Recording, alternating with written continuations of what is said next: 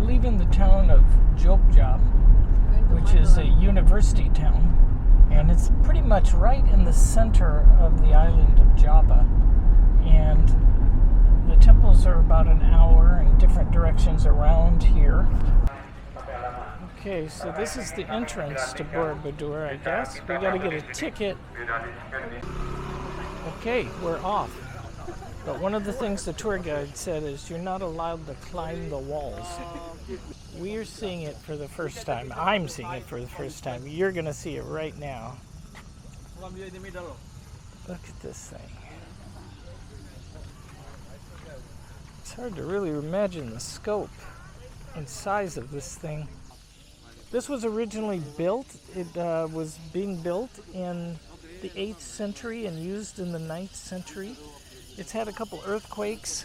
The top tower used to be 42 meters tall from the bottom to the top. Now it's 35 because the very top part of that center round peak at Borobudur fell off.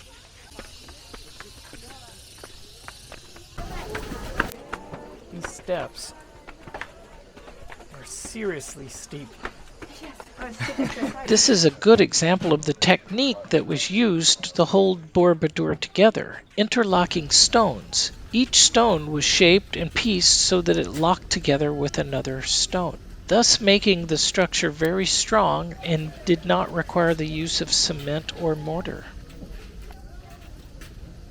So the sophistication in the design of this temple is amazing.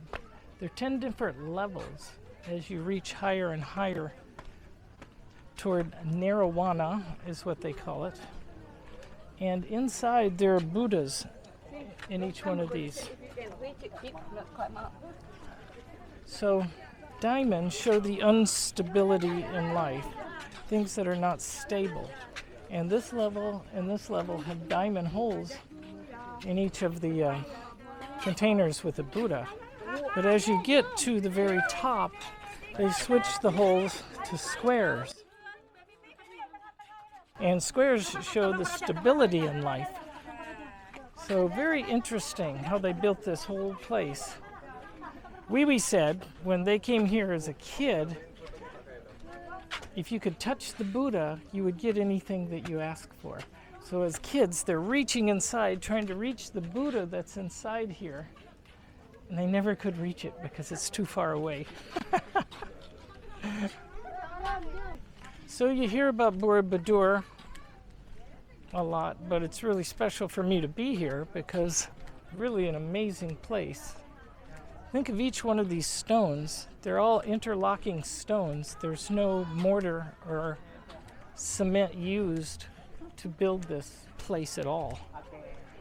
For it to be around for more than 1,000 years is pretty amazing. It's incredible views.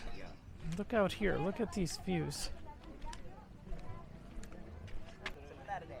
Super cool place.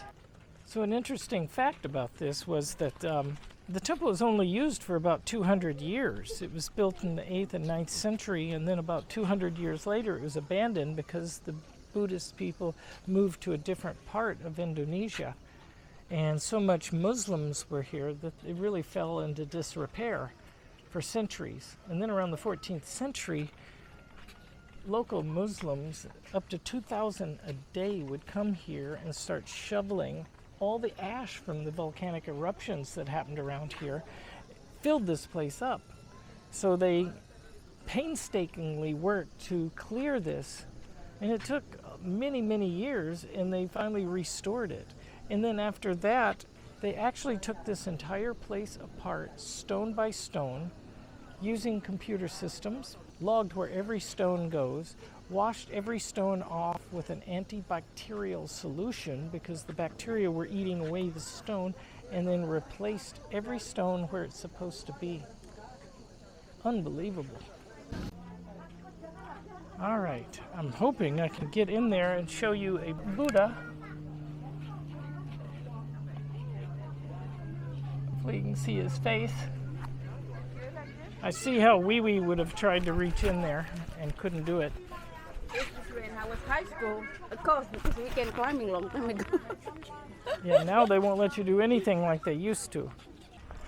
We have made it to Prambanan, which is one of the most amazing temples that I've wanted to see for a long time. I'll turn the camera around and let you see what we're seeing right now. I know you want this. I know you want to see this, but it's just, yeah. Here we go.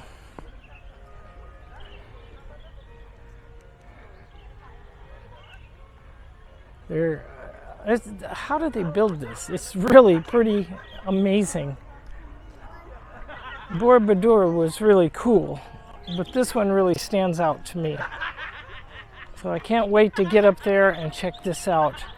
It's a Hindu temple versus a Buddhist temple, and we're going to see if we can tell the difference. Let's go do this. Right? Telling that you won't marry me, you have to make 1,000 temple. So he hiding all the spirit for build it. The spirit not going, the spirit like, you know, when I'm talking about the spirit, Yeah. helping it. But they smart, the spirit only work night, right? Not work in the morning. So start making noise in the morning, so all the chicken will make noise. And the spirit thought, oh my God, it's already in the morning and they run out. So many of them not done yet. And after he got so mad, and then this one, so he got so mad, he crushed her, become statue after that. I think you can tell the style's a bit different between the Borobudur and the Prambanan temple. This Hindu temple is a bit more ornate, I would say, and as you look at some of the figures, as we show some up-close pictures, you'll start to see, I think, a little bit more detail in this. And of course, the shapes are different too. Really, really enjoyed Prambanan. And the story behind this is there was a king, and he was a very good king. He was pretty mean to all his subjects, and he fell in love with this other king's daughter who was beautiful, and she did not want to marry him. So she said, if you build 1,000 temples for me in one night, then I will marry you.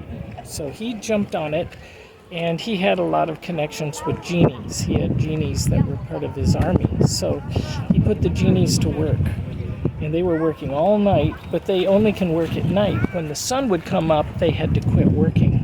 So she came up with a plan, got all her servants to put straw together and burn the straw and make it look like sunrise was happening.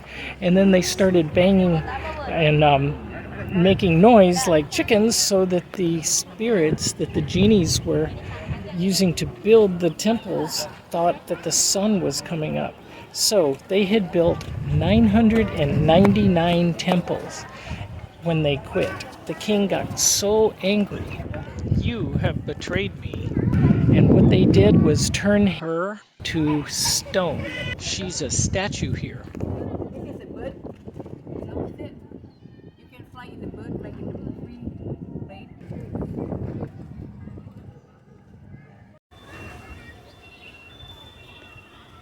Jump, Jump. jump. Cut my back, my. Selfie.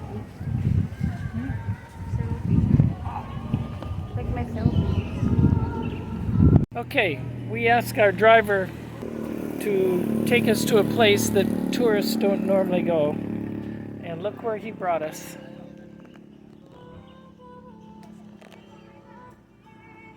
There's also a temple across the street. Temple Ijo.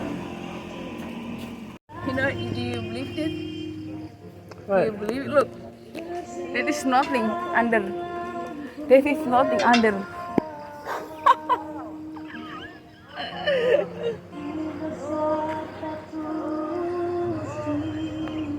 Nothing under it. No. If they broke, I mean you're good luck. You are not going to live.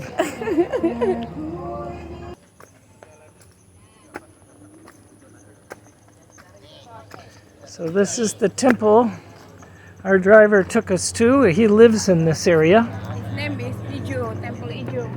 Ijo Temple. That's the area around here. See how these steps have formed, just kind of curved from all the people walking? But it's not you know, as popular as the other big ones. That's what we like. Guarantee I'm the only one that's This one is more a simple. boule here. It's more simple, like it. Huh? More simple. Doesn't have any picture. You notice that? Yeah.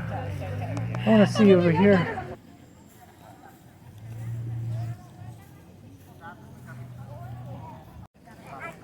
Another great temple story. So, we are an Ijo temple. It's not far from Prambanan, but it's way up in the mountains on the hill. The view's a little, you can't see a whole lot of the view right now, but it's spectacular. It's really a big view. And right there is Marapi, the volcano. Yeah, so being able to find a temple like this, not many people. Wow, my nose is so red. I got so sunburned today. Look at this. See that? I'm usually better about not getting sunburned, but I got it today. But finding a temple like this that's out of the way is really cool. And this time of day is perfect. Just look at the lighting. Everything's just perfect right now as far as lighting. And just a good location. Man, great day.